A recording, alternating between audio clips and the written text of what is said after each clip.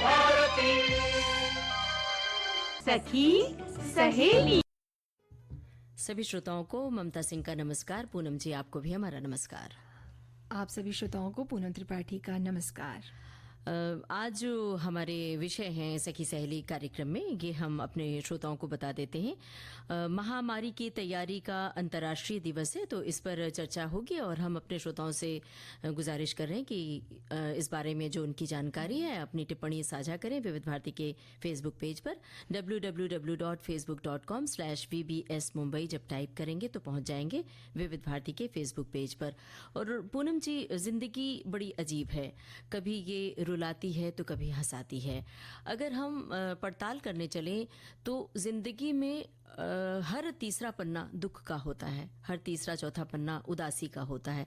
ऐसी ही जिंदगी है, सुख दुख के रंगों से मिलकर बनती है जिंदगी। बिल्कुल सही कहा आपने ममता जी। और इसी तरह आज एक और विषय भी है जिसका जो टॉपिक है वो है एकल माँ और बच्चों की परवरिश। और यहाँ पर भी जिंदगी के अनेक रूप हमको देखने को मिलते हैं।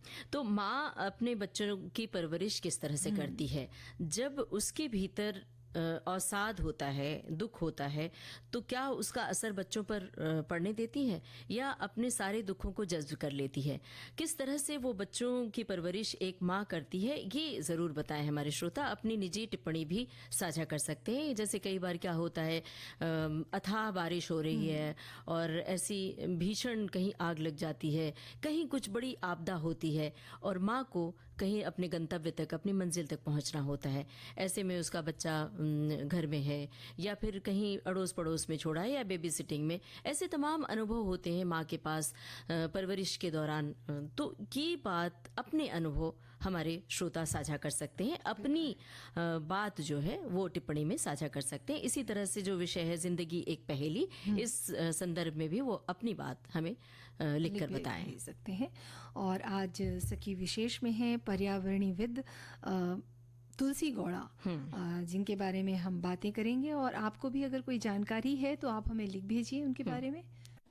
खुशबू फिल्म का ये गाना था, किशोर कुमार की आवाज थी, गुलजार के बोल थे और राहुल देव बर्मन का संगीत था। और पूनम जी, आज महामारी तैयारी का अंतर्राष्ट्रीय दिवस है। जी हाँ ममता जी। और कोविड-19 महामारी की अगर हम बात करें तो पूरे देश में हलचल, जो इस महामारी ने हलचल मचा दी थी।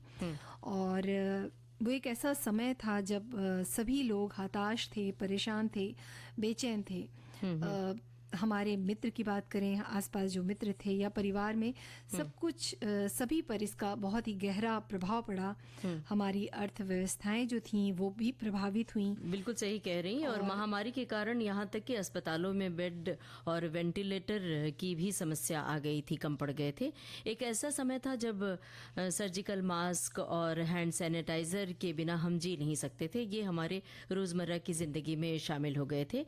इसीलिए 27 दिसंबर 2020 में संयुक्त राष्ट्र महासभा ने महामारी की रोकथाम, तत्परता और सहयोग के महत्व पर जोर दिया और इस दिन को मनाने की घोषणा की। और कई राष्ट्र इसे बहुत महत्ता के साथ इस दिन को विशेष रूप से मनाते, क्या याद करते हैं। भला इस दिवस को कोई मनाएगा क्या? इसको तो एक दुखद और अवसाद के दिन के रूप में याद किया जाएगा, ताकि इस ओर हम सजग रहें, सचेत रहें। और इस जो उस समय आदत डाली थी सैनिटाइजर के उपयोग की, बार बार हाथ धोने की, हस्त प्रक्षालन की, उसको हमें हमेशा रोजमर्रा की जिंदगी में शामिल कर लेना चाहिए कि हम जब भी कहीं से बाहर से आए या कोई ऐसी चीज छूते हैं, सार्वजनिक स्थान पर जाते हैं, तो वहां पर बार बार हाथ धोते रहें, सैनिटाइजर का इस्तेमाल करते रहें। बिल्कुल सही बात है। और स्वस्थ रहना तो हर किसी की पहली जवाबदारी होती है। और इसीलिए ये जो दिवस जो बनाया गया था, और जैसे आपने बोला ही कि ये हम सब के लिए थी कि हम एक तैयारी के साथ जुट जाएं। और जो सभी जो देश थे वो भी इस समय पर साथ आ गए थे। और जो संभावित महामारी हो सकते हैं उसके खिलाफ सख्त कार्रवाई करना भी, ये जो एक है जो दिवस है, ये एक मंच प्रदान करता है। इसके लिए भी ये दिवस मनाया जाता है। और अब हमारी भी जिम्मेदारी है कि हम सब इसकी इस विपत्ति से सबक सीखें जिसने हम सभी को प्रभावित किया था। काफ़ी हद तक प्रभावित किया था कहना चाहिए। और हम ऐसी परिस्थितियों से तब तक नहीं निपट सकते ममता जी जब तक हम एक साथ मिलकर काम ना करें। बिल्कुल। और इस चुनौती भरे माहौल में हमारे जो वैज्ञानिक थे, चिकित्सक थे, उनके लिए बड़ा ही कठिन समय था और उनके सामने एक चुनौती थी कि क्या कुछ करें कि लोगों की जान बचाई जा सके। तो विज्ञान ने भी चुनौती स्वीकार की और आगे बढ़कर बहुत बड़ा काम किया। हमारे विशेषज्ञों और वैज्ञानिकों ने समय रहते वैक्सीन बनाने में कामयाबी हासिल की, जिसका सकारात्मक प्रभाव पड़ा और कोरोना नामक महामारी से हम सब मुक्त हो सके, बच सके। और आज का विषय एक बार दोहरा देते हैं पूनम जी, महामारी की तैयारी का अंतर्राष्ट्रीय दिवस जिस पर हमने चर्चा की और हमें श्रोताओं की टिप्पणियों का इंतजार भी है। जिंदगी एक पहेली, एकल माँ और बच्चों की परवरिश। हालांकि एकल माँ क्या, जब एकल पिता होते हैं तब भी परवरिश में दिक्कत तो आती ही है। तो श्रोता अपनी टिप्पणी साझा कर सकते हैं, अपने अनुभव बता सकते हैं और सखी विशेष के अंतर्गत पर्यावरणविद तुलसी गौड़ा के बारे में हम जानकारी देंगे। ममता जी, जैसे कि हम कोरोना वायरस के बारे में बात कर ही रहे थे, हमारे एक श्रोता लिख रहे हैं कि जैसे कि कोरोना वायरस जो है महामारी से पता चलता है कि प्रमुख संक्रामक रोग और महामारियां मानव जीवन पर विनाशकारी प्रभाव डालती हैं, जो दीर्घकालिक सामाजिक और आर्थिक विकास पर कहर बरपाती हैं। वैश्विक स्वास्थ्य संकट पहले से ही अत्यधिक तनावग्रस्त स्वास्थ्य प्रणालियों को प्रभावित करने और वैश्विक आपूर्ति श्रृंखलाओं को बाधित करने और महिलाओं और बच्चों सहित लोगों की आजीविका और सबसे गरीब और सबसे कमज़ोर देशों की अर्थव्यवस्थाओं को असंतुलित रूप से तबाह करने का खतरा पैदा करते हैं। तो इस तरह से बातें हो रही हैं। और हमारे एक श्रोता और लिखते हैं कि हमें समय से पहले महामारी से निपटने के लिए इंतज़ाम कर लेना चाहिए। हम अपने देश के इतिहास को भी जानें तो हज़ारों साल पहले विकसित हुए जो सिंधु सभ्यता के नगर में की बात अगर हम करें तो इतिहासकारों की माने या अनुमान की बात करें तो महामारी की चपेट में वो आए होंगे, ऐसा उनका कहना है। देखिए पूनम जी, जब महामारी और ये आपदा आई थी तो उस समय कितने लोगों की जाने गई, कितने लोगों को हमने खोया। वहाँ पर जब किसी की माँ नहीं रही, किसी के पिता नहीं रहे, उनका कोई विकल्प नहीं। सारे रिश्तों का कभी न कभी कोई विकल्प हो सकता है, दोस्ती, मित्रता, लगता है कि हाँ दूसरे दोस्त, लेकिन माँ पिता का कोई विकल्प नहीं होता है। और एक माँ जब 9 महीने के एक कोख में 9 महीने के कोख में अपने बच्चे को पालती है तो किस तरह से वो पालती है कोख में, उसके बाद जन्म देने के बाद। लेकिन कई बार होता क्या है कि संतान जब बड़ी होती है तो माँ का दामन छोड़कर कहीं दूसरे देश विदेश में चली जाती है और जब मुश्किल के क्षण आते हैं तो संतान अपने माँ को भूल जाती है। तो ये अमूमन हर घर में देखा जाता है। लेकिन जब हम याद करें कि कई बार एकल माँ, अकेली माँ रहकर अपने बच्चे की परवरिश करती है, वो समय कितना ज़्यादा कठिन होता है, बहुत चुनौतियों से भरा होता है।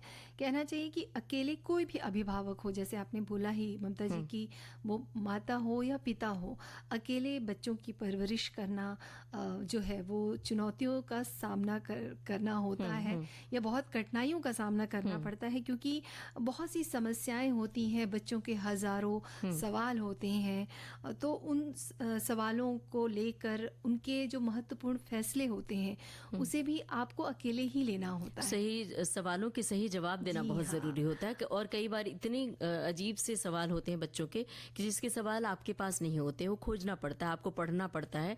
और सिर्फ किताबों पे नहीं वो जवाब मिलते हैं, आपको अपने अनुभव की किताब में भी वो जवाब खोजने पड़ते हैं। और अभी कई देशों में हमने देखा है कि पिता माँ की तरह बच्चे को पालते हैं, तो जिम्मेदारी दोनों की ही होती है। लेकिन जब हम तुलना करने चाहें तो जाहिर सी बात है कि माँ की जिम्मेदारी ज़्यादा बढ़ जाती है। अपने देश में फ़िलहाल अभी यही चलन है कि माँ जब घर में होती है तो सारी जिम्मेदारी को बखूबी निभा लेती है, और जब माँ घर से बाहर जाती है तो वो घर को अपने साथ लिए चलती है। और जहाँ कहीं दूर देश में बैठी रहेगी तो बार बार अपने बच्चे से बात तो करेगी। अब तो टेलीफोन का ज़माना है, सोशल मीडिया का ज़माना है कि आप एक क्लिक से आप वीडियो कॉल कर सकते हैं। तो वो चुनौतियाँ कम हो गई हैं, लेकिन माँ की जिम्मेदारी नहीं कम हुई है। तो जब बच्चे बड़े होते हैं तो हमें क्या कुछ करना चाहिए वो बताना भी बहुत ज़रूरी है।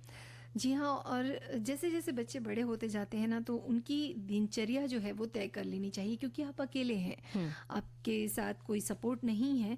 तो कुछ ज़रूरी अनुशासन, जैसे कि उन्हें ये सिखाएं कि जगह पर जो आप सामान जहाँ से उठाएं वहाँ रखें। बिल्कुल। और छोटी छोटी बातें, जैसे कि समय पे घर आना, स्कूल से घर आना है, आके उन्हें फ़ोन पर जानकारी देना है। कहीं वो बाहर जा रहे हैं तो वापस आने का भी समय तय होना चाहिए। और उनके दोस्तों के लिस्ट, उनके फ़ोन नंबर आपको पता होने चाहिए। अगर वो ट्यूशन भी जा रहे हैं तो कितने बजे जाएंगे और कितने बजे तक वो घर लौटेंगे।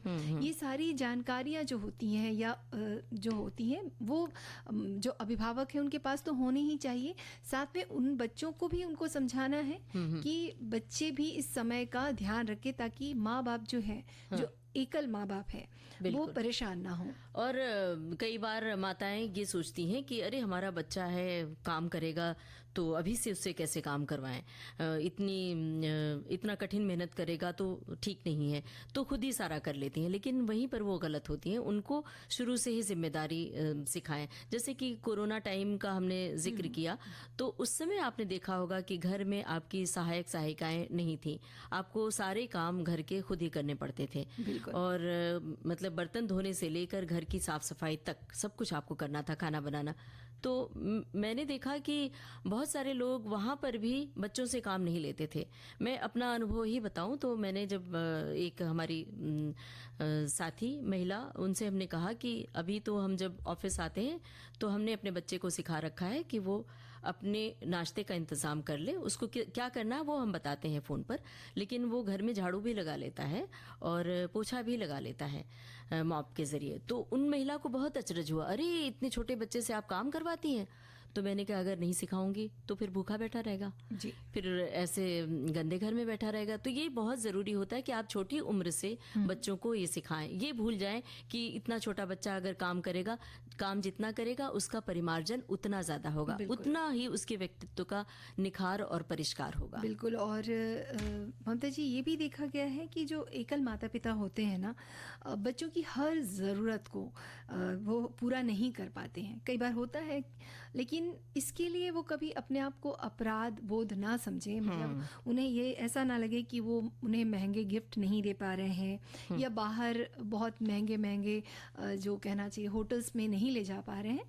उन्हें अपना जो पर्याप्त समय देकर भी, जब आपके पास समय है, जब आप ऑफिस से फ्री होती हैं, उस समय भी देखकर घर पे बैठ के आप टीवी देख सकती हैं, गार्डन में उनके साथ कुछ गेम जो है आप खेल सकती हैं। और ये भी बताएं उन्हें कि हम आपको इतना ही समय दे पाएंगे, इससे ज़्यादा समय नहीं दे सकते हैं, उसी में आपको एडजस्टमेंट करना है। हाँ, ये भी है। और साथ में क्वालिटी टाइम जो होती है ना, कि आप बच्चों को वो दीजिए, ताकि बच्चे इस बात से वो, उनको इतना ही चाहिए कि माँ बाप उन पर ध्यान दें, और इतना समय अगर आप देते हैं तो बच्चे खुश ही रहेंगे। और एहसास भी कराएं कि आप अकेली हैं, माँ है तो माँ, अगर पिता है तो पिता, कि आप अकेले हैं। बाकी बच्चों की नकल करते हैं बच्चे कि उनके यहाँ तो मम्मी पापा ऐसे करते हैं, उनके मम्मी पापा हर फ्राइडे को फिल्में दिखाने ले जाते हैं, उनके मम्मी पापा तो हर शनिवार को ले जाते हैं ग्राउंड में खेलने के लिए, 2-2, 3-3 घंटे घुमाने ले जाते हैं। तो ये बातें बताएं कि यहाँ पर हम अकेले हैं और आपकी परवरिश हम अकेले कर रहे हैं। तो धीरे धीरे उनके मन में ये बात बैठे कि आपके प्रति संवेदना पैदा होना बहुत ज़रूरी है। ममता जी, जैसा कि विषय है, और आज जो है बहुत से कमेंट्स जो है हमारे श्रोताओं ने भेजे हैं, वो लिखते हैं कि एकल माता या पिता के लिए अपने बच्चों की परवरिश कितना कठिन है। उन्हें आए दिन किन किन कठिनाइयों का सामना करना पड़ता है, ये तो बहुत कठिन है। इन समस्याओं के लिए जी, इस समस्या में जो भी स्त्री पुरुष हैं उनको तो बहुत कठिनाइयों का सामना करना पड़ता है। एक बार माता अकेले है तो चलेगा, पर पुरुष अगर अकेला रहा तो बच्चों की परवरिश बहुत कठिन हो सकती है। बिल्कुल सही कहा है इसमें ज़रूर कुछ पर्याय ढूंढना बेहतर हो सकता है, क्योंकि ऐसे बच्चे हमेशा जो है निराश होकर जीवन बिताते हैं। इसलिए जितना हो सके उतना उनका भावनिक विकास के लिए कुछ पर्याय ढूंढ लेना बहुत ज़रूरी होता है। कई बार क्या होता है कि एकल परिवार इसलिए भी होते हैं, मतलब एकल माँ या एकल पिता, कि आपसी उनके झगड़े होते हैं, आपसी अंडरस्टैंडिंग नहीं होती है, तो इसका भी बच्चों पर बड़ा ही बुरा असर पड़ता है। एक श्रोता ने लिखा है कि जब भी बच्चों की बात आती है तो पिता को इग्नोर कर दिया जाता है और माँओं को ज्यादा महत्व दिया जाता है। ऐसा नहीं है कि बच्चों की परवरिश में माँ का ही ज्यादा योगदान होता है और इसमें पिता की कोई भूमिका नहीं होती है। पिता बनने को लेकर समाज में कुछ मिथक भी प्रचलित हैं, जिनके बारे में आज इस टिप्पणी में हम आपको बता रहे हैं। इसके साथ ही इन मिथकों के पीछे छिपी सच्चाई पर भी हमें चर्चा करनी चाहिए। बिल्कुल सही फरमाया है कि कतई ऐसा नहीं है कि सिर्फ माँ की ही भूमिका है, पिता की भी उतनी भूमिका है और साथ में पिता की भी जिम्मेदारी उतनी बनती है। लेकिन कई बार माएँ अपनी जिम्मेदारी को बखूबी ध्यान में रखती हैं, लेकिन पिता कई बार अपनी जिम्मेदारियों से विलग भी हो जाते हैं, विमुख भी हो जाते हैं। हाँ, और ममता जी ये भी है कि एकल माता हो या पिता, परवरिश बच्चों की करने में मुश्किल तो आती ही है। हमारे जो श्रोता हैं वो लिख रहे हैं कि जब भी बच्चों की बात आती है तो पिता को इग्नोर कर दिया जाता है, जैसे कि आपने पढ़ लिया शायद ये मैसेज जो है। और भी है हमारे श्रोता जो हैं वो लिख रहे हैं कि एक श्रोता ने तो पूनम जी ये भी लिखा है कि माता पिता पहले 10-10 बच्चों को पालकर अपना कर्तव्य निभाते हैं, लेकिन 10 बच्चे मिलकर माँ बाप को पाल नहीं पाते हैं। कितनी बड़ी विडंबना है। और जी एक और जो है मैसेज है, एकल माँ और बच्चों की परवरिश, आजकल एकल परिवार हो चुके हैं, माता पिता को बच्चों की परवरिश अकेली ही करनी पड़ती है। पिता अपने कामों में इतना व्यस्त रहता है कि शायद वो बच्चों पर इतना ध्यान नहीं दे पाता। चाहकर भी माता को बहुत सारी चुनौती का सामना करना पड़ता है और बच्चे ज़रा सी भी परेशान करें तो आजकल माता है उन्हें मोबाइल थमा देती हैं। लेकिन कृपया ऐसा ना करें, आप उनके साथ बैठें, उनकी समस्याओं को समझें और उन्हें अपनी व्यस्त ज़िंदगी से थोड़ा समय दें। तब आपके लिए शायद आपके बच्चे को समझना और परवरिश करना दोनों ही आसान हो जाएगा। ये और हम बात कर रहे थे एकल अभिभावक या एकल माँ के बारे में। तो हमारे एक श्रोता ने लिखा है कि एकल माँ और बच्चों की परवरिश की बात करें तो इसका बढ़िया उदाहरण हमारी सासू माँ का है कि हमारी श्रीमती जी जब 1 साल की थी, मतलब शादी के बाद मुझे लगता है इन्होंने लिखा होगा, तब उनके पिताजी का देहांत हो गया, मतलब मेरे ससुर जी का। और मेरी श्रीमती जी से बड़ी 4 बहनें थी, भाई कोई नहीं था। उनकी मम्मी जी यानी मेरी सासू माँ ने आगे की पढ़ाई पूरी करने के बाद टीचर हो गई। कॉलेज में एडमिशन लेकर पढ़ाई पूरी करके पास होने के बाद सरकारी स्कूल में उन्हें नौकरी मिल गई थी। तनख्वाह में घर चलाने के साथ साथ सभी बेटियों की पढ़ाई के बाद उन सभी की शादी उन्होंने करवा दी। आज मेरी सासू माँ इस दुनिया में नहीं है, उनके आशीर्वाद से सभी बहनों का परिवार सुखी है। मतलब इनके कहने का आशय ये है कि उन्होंने अकेले इतनी बड़ी जिम्मेदारी उठाई और सबको सही जगह पर सेटल करवाया। बात तो बिल्कुल सही है ममता जी। और छोटी छोटी बातों का अगर हम ध्यान रखेंगे तो जैसे कई बार होता है कि आप अकेले हैं, आपका बच्चा आपके साथ है, तो कई बार अपने आप को, अपने काम को भी सराहना देना चाहिए। यानी कि कोई नहीं है आपकी प्रशंसा करने के लिए, तो अपने किए हुए काम की तारीफ आपको खुद करनी पड़ेगी, आपके बच्चे के काम की तारीफ आपको करनी पड़ेगी। तो हर रात जब आप खाने पे बैठते हैं तो दिन भर की जो भी अच्छी बातें हैं उसकी तारीफ आप कीजिए और प्रशंसा कीजिए, बच्चे की भी प्रशंसा कीजिए और अपनी भी प्रशंसा कीजिए कि भाई आप तभी, क्योंकि जीवन की नैया आगे बढ़ सकती है। और ये भी करें, अपनी परेशानियां भी शेयर करें। अगर बच्चा थोड़ा सा जब टीनेज होने लगे, किशोर वय, तो समझने लगता है बच्चा आपकी बातें, उस समय उन्हें अब आप अपने बारे में भी बताएं कि आपने क्या क्या परेशानियां उठाई हैं, परेशानियां झेली हैं, और अपनी तनख्वाह के बारे में भी बताएं, ताकि बच्चे की जो अतिरिक्त डिमांड होती है, मांग होती है, वो सीमित रहे।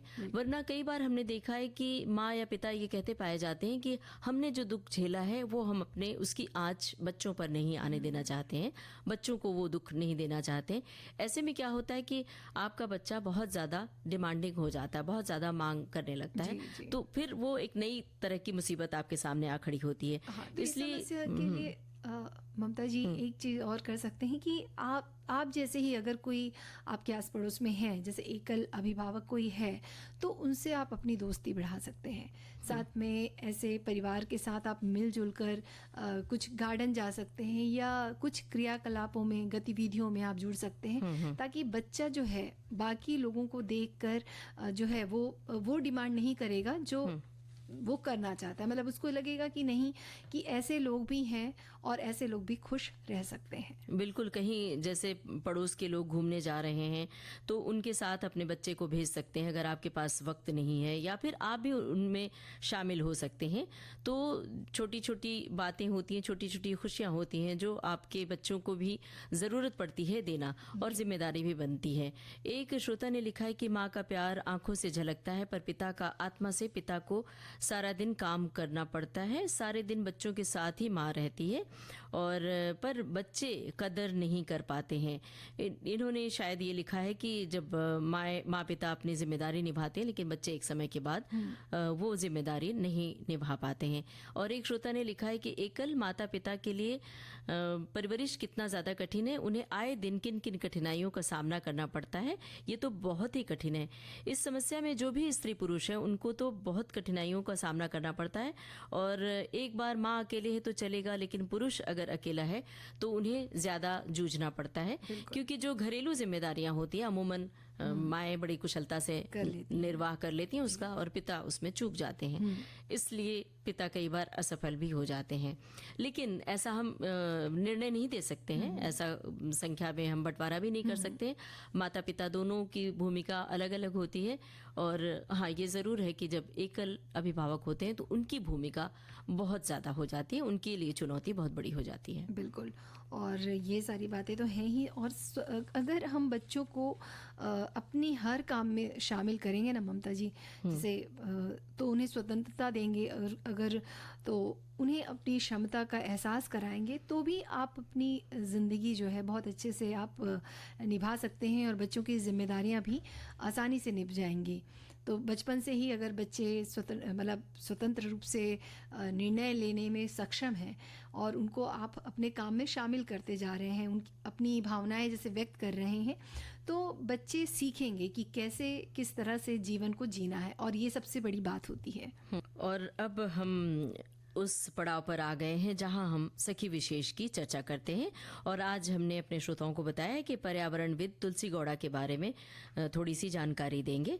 तो बता दें कि तुलसी गौड़ा कर्नाटक राज्य के अंकोला तालुक के होनाली गांव में एक भारतीय पर्यावरणविद के रूप में जानी जाती हैं, और उन्होंने 30,000 से भी ज्यादा पौधे लगाए हैं, और वन विभाग की नर्सरी की देखभाल वे करती हैं। उनके काम के लिए भारत सरकार और अन्य संगठनों द्वारा बहुत सारे पुरस्कारों से उन्हें पुरस्कृत किया गया है। भारत सरकार ने उन्हें देश के चौथे सर्वोच्च नागरिक पुरस्कार पद्मश्री से सम्मानित किया। और उनके जो पेड़ हैं किसी भी तरह के होते हैं, किसी भी प्रजाति की, मातृ वृक्ष को पहचानने की उनकी क्षमता के लिए उन्हें जंगल का विश्व कोश के रूप में उन्हें जाना जाता है। कितनी बड़ी बात है ना, वाकई। और ये इनका जो जन्म है वो 1944 में होनाली गांव के परिवार में हुआ था। और तुलसी जी का जो जन्म है एक ज़रूरतमंद परिवार में हुआ था, और जब वो 2 साल की ही थी ना, तभी उनके पिता का स्वर्गवास हो गया था। उन्हें बचपन से ही कठिनाइयों का सामना करना पड़ा, और उन्होंने अपनी माँ के साथ दिहाड़ी मजदूर के रूप में काम किया। उन्होंने कभी औपचारिक शिक्षा नहीं ली, बहुत ही कम उम्र में उनकी शादी भी कर दी गई थी। लेकिन कर्नाटक वानिकी विभाग में तुलसी जी ने जो है वो बीजों की देखभाल करती थी, और अपनी माँ के साथ नर्सरी में लगभग 35 सालों तक दिहाड़ी मजदूर के रूप में उन्होंने काम किया। और नर्सरी में अपने समय के दौरान उन्होंने भूमि के जो पारंपरिक ज्ञान का जो है उपयोग करके वन विभाग के वनीकरण प्रयासों में जो है उनका योगदान रहा, उन्होंने योगदान दिया। साथ ही पौधे लगाने के साथ साथ उन्होंने शिकारियों और जंगल की आग को, वन्य जीवों को नष्ट करने से रोकने के लिए भी कई काम किए हैं। और उन्होंने अपनी माँ के साथ जो नर्सरी में काम किया ना, वो तकरीबन 35 बरस तक दिहाड़ी मजदूर के रूप में काम किया, जब तक उन्हें संरक्षण की दिशा में उन्हें ये पता नहीं चल गया कि अब इनका काम पुख्ता हो गया, तब तक उन्होंने अपनी भूमिका निभाई। और वनस्पति विज्ञान के ज्ञान के लिए एक स्थायी पद की पेशकश जब तक नहीं की गई, तब तक वे वहाँ काम करती रहीं। और उन्होंने 70 बरस की उम्र में सेवानिवृत्ति से पहले 15 वर्षों तक इसी स्थायी पद पर नर्सरी में काम किया। और अपने समय के दौरान उन्होंने भूमि के पारंपरिक ज्ञान का उपयोग करके वन विभाग को अपने प्रयासों से बहुत बड़ा योगदान दिया। पौधे लगाने के साथ साथ उन्होंने, आपने बताया भी कि शिकारियों को भी, हाँ, उसका विरोध भी किया कि जो वन्य जीव हैं उन्हें मारा न जाए, उसकी सुरक्षा भी की। तो एक तरह से वन्य जीवों की रक्षा की, दूसरी तरह से उन्होंने जंगल की सुरक्षा की, पेड़ पौधों की सुरक्षा की। और इसी तरह जो तुलसी जी हैं, वन विभाग में काम करते हुए उन्हें लगभग 60 साल तक से अधिक समय तक उन्होंने वहाँ काम किया। जंगल और उसके पौधों के बारे में जैसे उन्हें ज्ञान था, तो जो लोग थे उन्हें जंगल के विश्वकोश के नाम से जानते थे। साथ ही उनके जो जनजाति के जो लोग थे ना, उन्हें जो है वो प्यार से जो बोलना चाहिए कि उन्हें, क्योंकि उन्हें इतनी जानकारी थी वन्य जीवों की, और वो वनों के बारे में जानती थी, पौधों के बारे में जानती थी, इसलिए उनके जो जनजाति के लोग हैं उन्हें प्यार से बहुत तरह के नाम उन्हें दिए। उनमें से कई नाम तो हैं भी, और कई बहुत से ऐसे नाम। एक पुरस्कार जो खास तौर से उन्हें, जिस पुरस्कार से नवाजा गया 1986 में, इंदिरा प्रियदर्शनी वृक्ष मित्र पुरस्कार, और जिससे उन्हें, इस पुरस्कार से उनका नाम भी बहुत हुआ। और बंजर भूमि के विकास के लिए तमाम व्यक्तियों को उन्होंने जोड़ा, एक संस्था तैयार की, जिस संस्था से तमाम व्यक्तियों को जोड़ा जो कि जंगल की सुरक्षा करें और वन्य जीवों की सुरक्षा करें। तो ये ऐसी थी जिन, हम असल में सखी विशेष में हम ऐसी महिला के बारे में बात करते हैं जिससे हमारे श्रोताओं को कोई न कोई प्रेरणा मिले। तो तुलसी गौड़ा एक ऐसी ही शख्सियत है जिनके नाम से हम अपने को प्रेरित कर सकते हैं और लोगों को प्रेरणा दे सकते हैं कि आपकी निजी जिम्मेदारी भी बनती है कि आप जंगलों, पेड़ पौधों की सुरक्षा करें, वन्य जीवों की सुरक्षा करें। पूनम जी, हम अभी बात कर रहे थे एकल माँ को किस तरह की तकलीफें या एकल अभिभावक को क्या दिक्कतें आती हैं बच्चे को पालने में, लालन पालन में उनकी। एक श्रोता ने लिखा है कि मेरी बेटी की सास किसी वजह से अपने पति से अलग हो गई थी। उनके माता पिता ने उन्हें अपने घर बुलाकर पाला। मेरा दामाद 2 साल के रहे होंगे। समाज में छोड़ी हुई औरत का क्या हाल होता है, ये सब उन्होंने झेल कर अपने बेटे को पाला। आज वो मेरे दामाद हैं, बर्लिन में है, अच्छी कंपनी में काम कर रहे हैं और मेरी बेटी भी अच्छा काम कर रही है। 2 प्यारी सी बेटियां हैं। अब अपनी माँ का बहुत अच्छे से ध्यान रखता है वो। एक श्रोता ने लिखा है कि एक किस्सा मेरे सामने हुआ लगभग 28 बरस पहले। वडोदरा के सबसे बड़े तालाब में ज्यादा पानी भरने के कारण एक नाव पलट गई थी। इस दुर्घटना में मेरी ऑफिस के एक साथी मित्र की जान गई थी। उनकी विधवा ने अपने एकमात्र बेटे को खूब तकलीफें उठाकर पढ़ाया, परदेश भेजा। आज वो जवान बेटा कुछ बनकर भारत में अपने माँ के पास आया है। दोनों ज्यादा खुश हैं। उस माँ की खुशी का एहसास कीजिए कि उसकी माँ को कितना अच्छा लग रहा होगा ये। वाकई बिल्कुल। और ज़िंदगी तो है ही ममता जी, उतार चढ़ाव का नाम, कभी खुशी है तो कभी गम है। इसी बात में हमारे एक श्रोता लिख रहे हैं कि ज़िंदगी एक पहेली ही तो है, हम समझ ही नहीं पाते उसे, जबकि वो हर मोड़ पर हमें कई ऐसी बातों से अवगत कराती है कि ये सही है, हम कर लें, पर हम कुछ आलस, कुछ मजबूरी से उसे टालते जाते हैं। फिर वो बड़े रूप में हमारे सामने आ जाती है और ज़िंदगी का तो कोई भरोसा नहीं। इसलिए हमें जो करना है वो कल पर ना टालें, उसे आज ही कर लेने में समझदारी है। एक श्रोता ने लिखा है ज़िंदगी के बारे में ही, ज़िंदगी एक पहेली है, सुख दुख की सहेली है। जब ज़िंदगी में सुख देती है तो हम बहुत खुश हो जाते हैं, लेकिन जब ज़िंदगी थोड़ा सा रुला देती है तो हम परेशान हो जाते हैं। उसी समय पर हम खुश तो नहीं हो सकते उस समय, लेकिन ज़्यादा परेशान होना भी हमें हानिकारक होता है, हमारे लिए हमें नुकसान पहुंचा देता है। इसीलिए जब जिंदगी में मुश्किल आए तो इस मुश्किल भरी पहेली को सूझबूझ के साथ सुलझाएं। जी, और ऐसे ही हमारे एक श्रोता हैं, वो लिख रहे हैं कि ज़िंदगी एक पहेली है। ये ज़िंदगी की उलझने और अनिश्चितता के साथ साथ ज़िंदगी की सबसे बड़ी सच्चाई बयां करती है। ज़िंदगी एक व्यक्ति के जीवन के विभिन्न दौरों या अवस्थाओं को जो है समाहित करने के लिए उपयोग होने वाली एक संज्ञा है, जो आमतौर पर जीवन की व्यक्तिगत, सामाजिक, आर्थिक और मानसिक अनुभवों को संक्षेपित करने के लिए प्रयुक्त होता है। और एक श्रोता की टिप्पणी है, लिखा है कि जिंदगी सेहरा भी है, जिंदगी गुलशन भी है, प्यार में खो जाओगे तो जिंदगी मधुबन भी है। जिंदगी एक पहेली है, जीवन जीने की एक शैली है, सही तरीके से जो जी ले वो सखी सहेली है, जिसकी हर बात निराली है। जिंदगी कैसी है ये पहेली, कभी हंसाए कभी रुलाए। जिंदगी एक सफर है, यहाँ कल क्या हो किसने जाना। जो मिला है जीवन उसे हंसी खुशी से जी लो, क्योंकि जन्म और मृत्यु इस जिंदगी से जुड़े हुए हैं। जीवन में कभी डरना नहीं चाहिए, सर नीचा करके कभी कोई काम करना नहीं चाहिए। जिंदगी के दौरान ऐसे सत्कर्म कीजिए कि आपके जाने के बाद भी जमाना आपको याद करे। और एक और जो है कमेंट्स है हमारे श्रोताओं की, ज़िंदगी एक पहेली है जिसका उत्तर हर किसी के लिए अलग हो सकता है। ये पहेली हमें जीवन के हर मोड़ पर परेशान करती है, लेकिन साथ ही साथ यह हमें जीने का मकसद भी देती है। ज़िंदगी की पहेली को समझने के लिए हमें अपने जीवन के अनुभवों को समझना होगा, अपने सपनों और आकांक्षाओं को समझना होगा और अपने जीवन के उद्देश्य को समझना होगा। ज़िंदगी की पहेली का उत्तर खोजने के लिए हमें कुछ अपने आप से सवाल करने होंगे, जैसे मेरे जीवन का उद्देश्य क्या है, मैं अपने जीवन में क्या बदलाव लाना चाहता हूँ, मैं जीवन में क्या हासिल करना चाहता हूँ।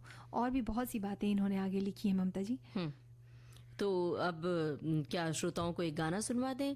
और दरअसल जिंदगी का फलसफा इतना गहन है, इतना गहरा है कि उसके बारे में चर्चा करने चलें तो वक्त कम पड़ जाएगा। लेकिन श्रोताओं ने अपने अपने अनुभव साझा किए हैं। हम उनसे ये भी कह रहे थे कि जिंदगी में क्या कुछ ऐसा घटा जिससे आप कभी उदास हुए, तो जिंदगी की कुछ ऐसी घटनाएं जो आप साझा कर सकते हैं वो भी आप बता सकते हैं विविध भारती के फेसबुक पेज पर। तो श्रोताओं ने अपनी अपनी बातें लिखी, इनका हम शुक्रिया अदा कर रहे हैं। जिंदगी कैसी है पहेली है, हमारे एक श्रोता ने भी लिखा है कि जिंदगी कैसी है पहेली को अगर हटा दें तो सचमुच जिंदगी के कई पन्ने जुड़ जाते हैं। एक श्रोता ने लिखा है कि रेशम के धागों की तरह है जिंदगी, एक तरफ उलझन दूसरी तरफ उलझती है जिंदगी, बनते बिगड़ते हालात का हिसाब है जिंदगी, हर रोज एक नया पन्ना जुड़ता है जिसमें वो ही एक किताब है जिंदगी, कभी खुशियां पार कभी गमों का पहाड़, लम्हों की खुली किताब है जिंदगी, सपनों और सांसों का हिसाब है जिंदगी, कुछ जरूरतें पूरी कुछ ख्वाहिशें अधूरी, इन्हीं सवालों का जवाब है जिंदगी। और ऐसे ही हमारे श्रोता और लिख रहे हैं, जीवन का क्या उद्देश्य है, जीवन का लक्ष्य क्या है, ये रहस्य का विषय है। बहुत से लोगों के भिन्न भिन्न विचार हैं, मतांतर हैं। मानव अपने जीवन में सोचता रहता है और कौन सा मार्ग उत्तम है, लेकिन निर्णय नहीं कर पाता।